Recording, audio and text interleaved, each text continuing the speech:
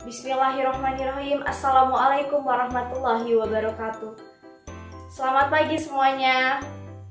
Salam IPS. Berjumpa lagi dengan Ustazah Dita dalam materi Ilmu Pengetahuan Sosial atau IPS kelas 7 semester 1. Pada pertemuan kali ini, kita akan membahas tentang kondisi wilayah Indonesia dan pengaruhnya.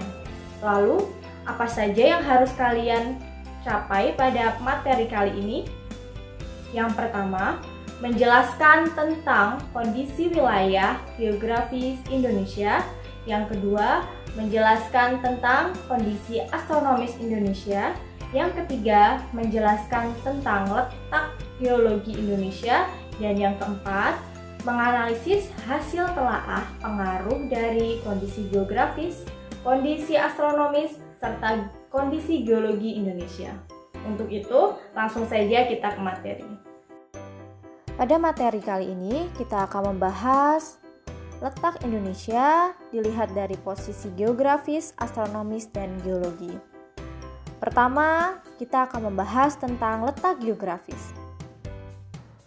Letak suatu tempat juga dapat dilihat secara geografis. Jadi, apa yang dimaksud dengan letak geografis?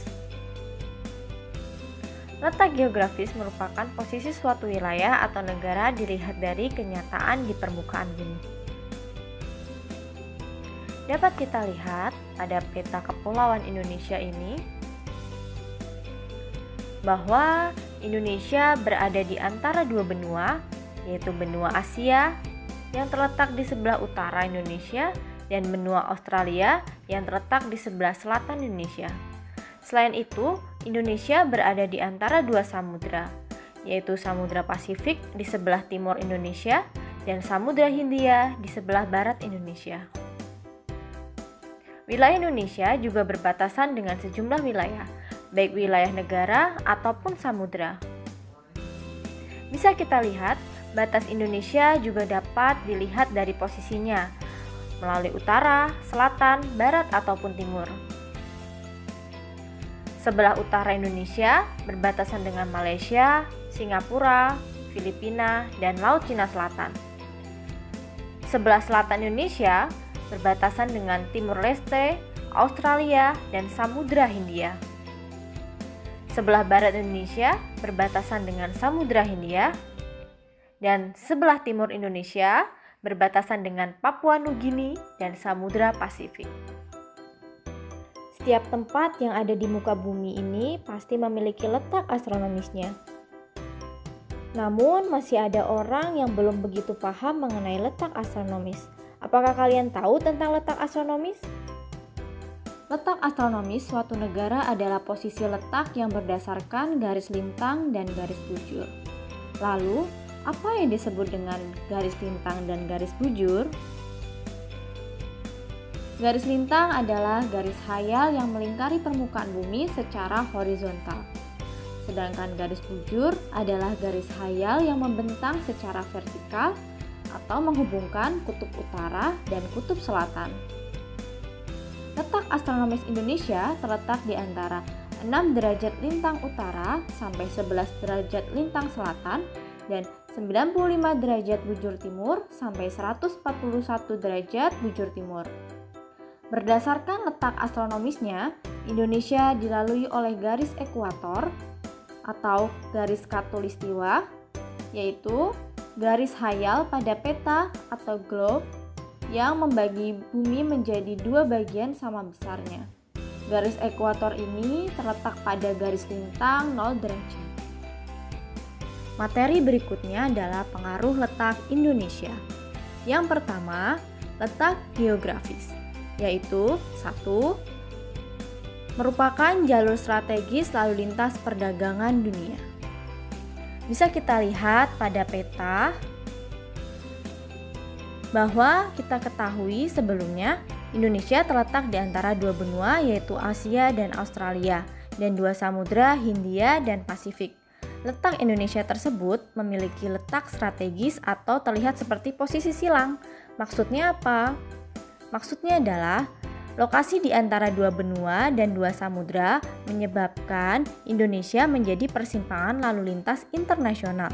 yaitu lalu lintas dari Asia ke Australia ataupun sebaliknya, dan pelayaran dari Samudra Pasifik ke benua Asia, begitupun juga dengan sebaliknya.